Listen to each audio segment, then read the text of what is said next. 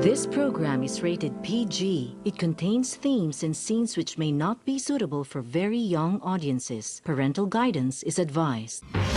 Be advised that the views and opinions of the hosts and guests do not reflect those of the station.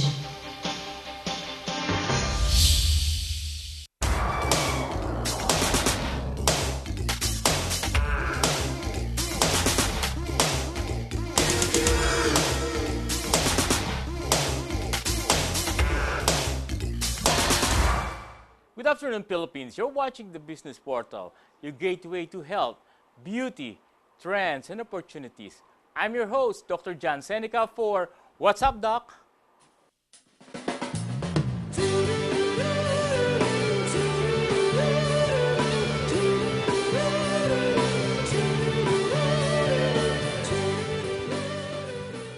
Yes, and what a hot afternoon. As I've said, our air condition cannot even sustain the feeling that we have right now. But before anything else, I would like to introduce to you my co-host, no other than the cosmetic surgeon of the Philippines, no other than Dr. Rayron Lau. Yes, good afternoon, Good Dr. John afternoon. Seneca. And Yes. good afternoon to all the televiewers of GNN, especially ang ating program. What's up, no? There you go. Yes. Alam mo, Dr. Lau, napakaganda ng mga guests natin. Maganda at malakas. Guwapo at Parang, malakas. parang Oo. ay ba't adan to? Malakas at Yun, maganda. oo. At baka may mabuong ganda at lakas Titignan dito. natin sa third segment natin. But before anything else, alam mo, meron din tayong resource person na napakagaling na doktor. Yes, It's all suki na about- natin, oo. Oo, wellness center, mamaya. Oo. So, I'll give you the privilege to introduce our guest. Yes, this is the first time Pero na ang may guest ating, tayo na ang, ganito. ang ating topic is all about sports and beauty. beauty. Ayan. Oo. But before anything else, if you have any question regarding our topic, the cell phone number is right now in your screen is 0947 087 3796. And please indicate your name and your location where you are right oo. now. Maganda pong ating Very interesting topic. ang topic natin ngayon. And first time na may mag-guest sa atin na isang player. Basketball na player. sikat. Super sikat. Oo. At pinagkakaguluhan daw. Sabi nga. Sabi. Oo. Oo. Pero sigurado pag in-introduce natin, sigurado magtitilian ang ating mga audience. Yes, oo. At malalaman natin ang sekreto niya, kung saan siya nanggaling, at siyempre kung anong sekreto ng ganyang kagandahan lalaki. Yun. Ayan. Sige, Yes, introduce natin. Dr. Lau. He is a PBA player, three-time PBA champion. Currently plays for the Alaska Aces. No other than the Cebuano hotshot, Dondon Ontiveros. Good afternoon, Dondon. Good afternoon. Yes. First time may pumalakpak. Oo, ang dami. First time may pumalakpak. Ang dami mo talagang fans doon. Oo. Good afternoon. Good afternoon, Dondon. Thank you for having me here and sa mga viewers, magandang hapon po. Yes, Dondon is you are a Team Alaska PBA player, and also ikaw rin yung naging captain ball ng Ng Smart Gilas Smart Gilas last last year. year na runner-up sa China. sayang, Qualifying sayang for yun. Olympic yun last year. yeah. Yes. Pero we have a chance now, so mas malakas yung mga players ngayon, mas bata. So hopefully, Gilas will make it all the way to Olympics. Oh, talaga. So, you've mentioned, Dondon, kanina na since yung last conference is 1 week lang ang pagitan pala, nag-opening na ang PBA. So, kailan ang opening ngayon? No? Well, nag-start na nung February 10, natapos yung Game 7 namin, na natalo kami. Unfortunately, February 3. February 3. So congrats pala to San Miguel. Ako din, nagpapasalamat ako sa mga fans, sa management, sa opportunity na binigay sa amin, sa support nila. We came up short, pero we'll bounce back this conference. There you go. And yun. Most talk about kasi yun yung Game Exactly, 7. Talagang ang daming actually, nanood. Oo. Yun yung pinaka, saddest moment as a player.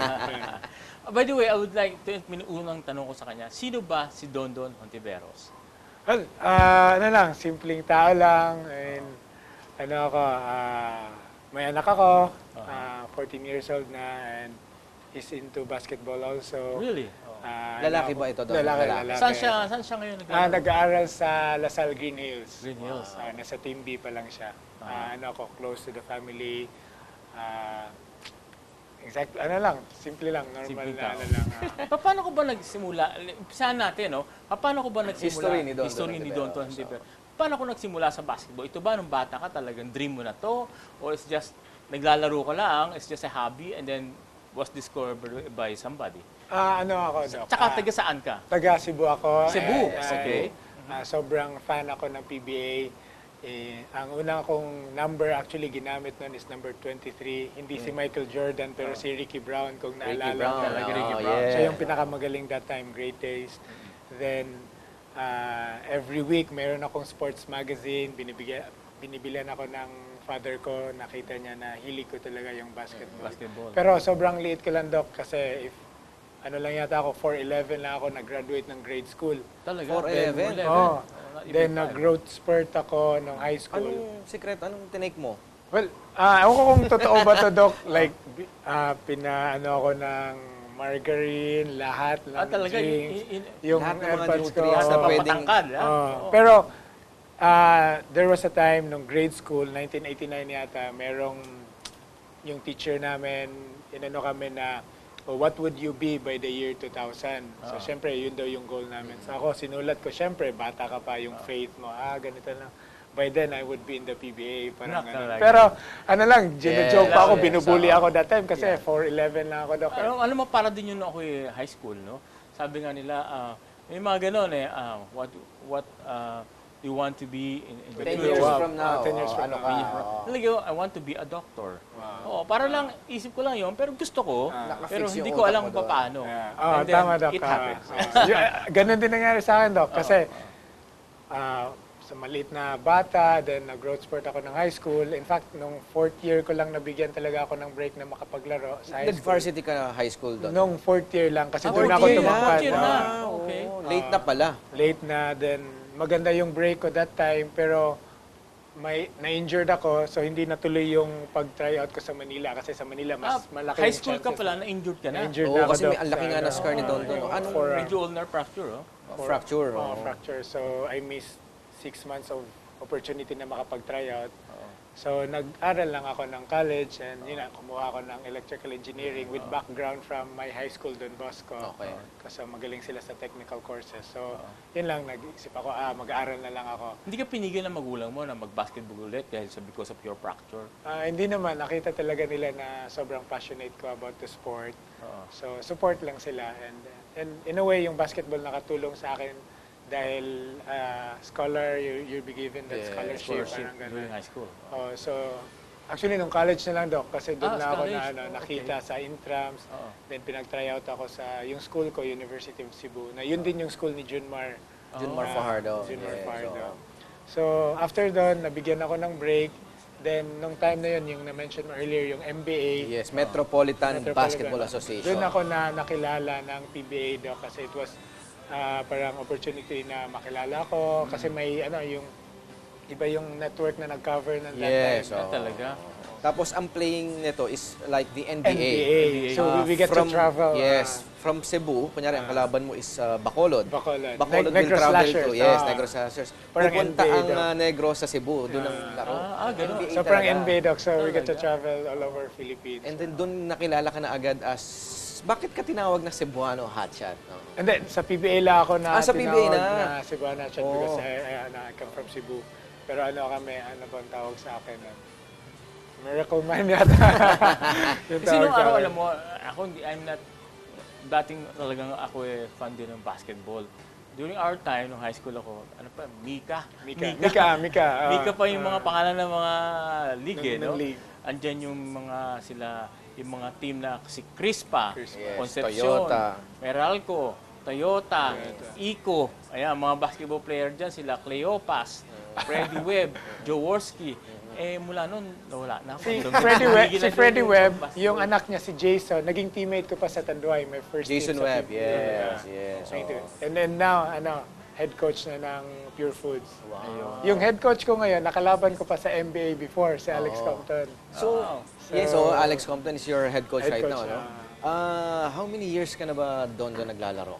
Professionally, 18 years. 18 years. Sa PBA, 16 How were you years. discovered in PBA? From MBA, you were discovered by PBA. What team yung unang team mo sa PBA? Nung 99, nakita na ako ng PBA teams if they're trying to get me. Pero I have a live contract with my NBA team, yung Cebu Gems. Cebu Gems. And they were able to negotiate it. Tanduay yung nakakuha ng Kasi service ko. bagong team naman ng Bagong Tanduay na team. papasok at that time. Ah, Yes, so. So, kinuha ako. Then, doon na nag-start yung PBA career. So, na-achieve mo yung 99 ka Exact, pumasok. Before, 2000 ako pumasok Sakto, exactly 2000. sa PBA.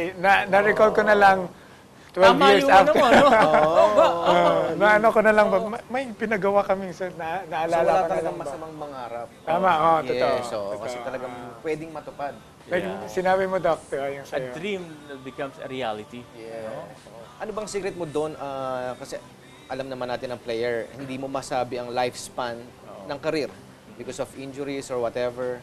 Ano ba ang naging sekreto at tumagal ng 18 years? 18 years At ang ngayon, career ang mo. malakas pa din, ha? At Yes. pumapasok pa sa Acting championship. full pa, Well, for- I think if you're passionate about one thing, you would do anything.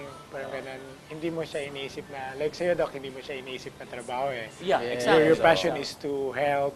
Your passion is to make others feel good about themselves. Yes. Parang ganun. So hindi mo iniisip Hindi yung mabigat yung pagod. pagpasok sa trabaho. Hindi work para sa'yo. You do it kasi mahal mo. Oo. So ganun naman, pag mahal mo, kahit anong hirap. And ganun din, may injuries ako dito, na-injured ako sa tuhod ko, I was able to recover kasi passion mo talaga to play. So kahit anong hirap sa practice, kahit anong short ng recovery, parang pag nasa court ka na, na-enjoy mo yung moment eh. I guess you would do anything just to be there on the court playing.